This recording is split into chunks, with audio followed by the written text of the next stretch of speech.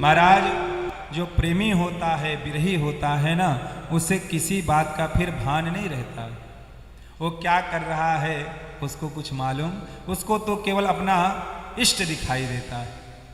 आज गोपियां सबसे पूछ रही हैं। एक जगह बड़ी सुंदर हरियाली दिखाई दी तो उनको लगा बस श्याम सुंदर का स्पर्श पा करके ही ये हरी भरी हुई।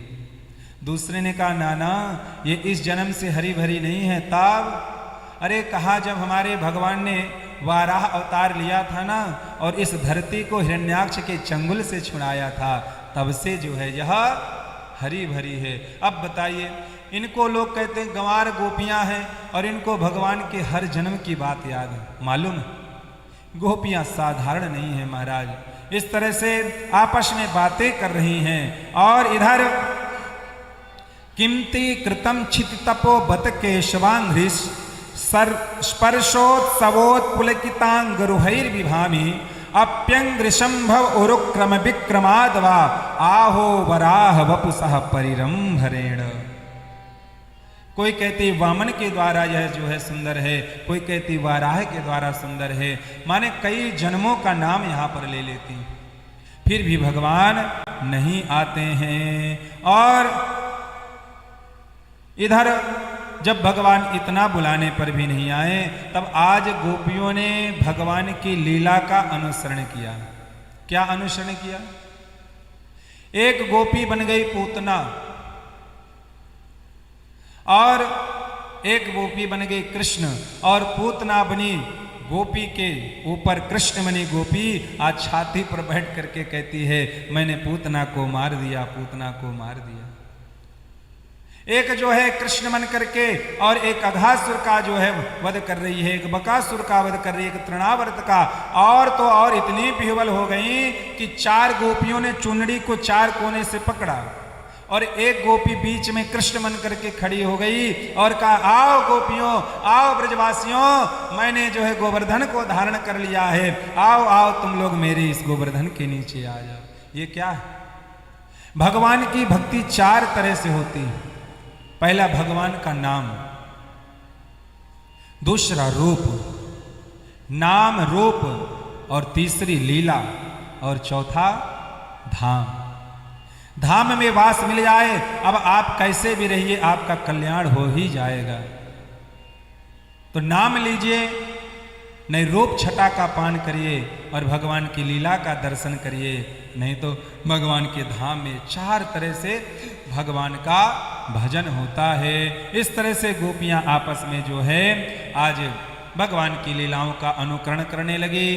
जो उस सांवरे को सदा ढूंढता है उसे एक दिन सांवरा ढूंढता है। तुम आइए, आप तो खोजना बंद मत करिए, आप भगवान को खोजते रहिए, खोजते रहिए, एक ना एक दिन ठाकुर जी आपको दर्शन देंगे। अब तो ऐसी उनकी गति हो गई कि सब जगह उन्हें ठाकुर जी दिखाई देने लगे। कृष्णो हम पश्चात गतिम, एक ने कहा मैं ही कृष्ण हूं और ब्रह्म का चिंतन करते करते बड़े सिद्ध संत सोहम की सत्या में स्थित हो जाते हैं। आज गोपियों को भी कृष्णाद्वैत स्थित हो गया। सब कहती मैं कृष्ण हूं, अहम कृष्णो हम कृष्णो हम कृष्णो हम।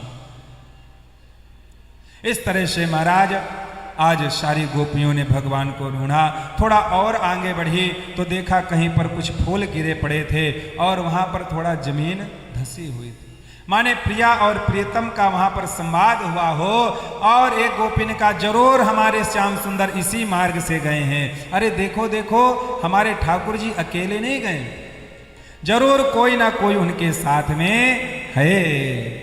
केश प्रसाधनम तत्र कामिन्या कामिना कृतम तानि चूड़यता कांत मुपविष्टमिह ध्रुवम। जरूर हमारे श्याम सुंदर ने उस गोपी का श्रृंगार किया है, उसके बाल संवारे हैं, उसके बालों में सुंदर भगवान ने इन पुष्पों को धारण कराया है। अब तो गोपियों को स्पृहा होने लगी, धन्य है वो गोपी जो भगवान का स्पर्श पा रही है, धिक्कार है हमारे जीवन को। अब आइए, भगवान जिनके साथ गए थे तो आज माने राधा जी को भी अभिमान हो गया। और राधा जी कहती हूँ, नाम तो नहीं स्पष्ट आया है, मगर भागवतकार कहते हैं आज भगवान से उन्होंने कहा ठाकुर जी मुझे मेरे पैरों में दर्द हो गया है चलते चलते।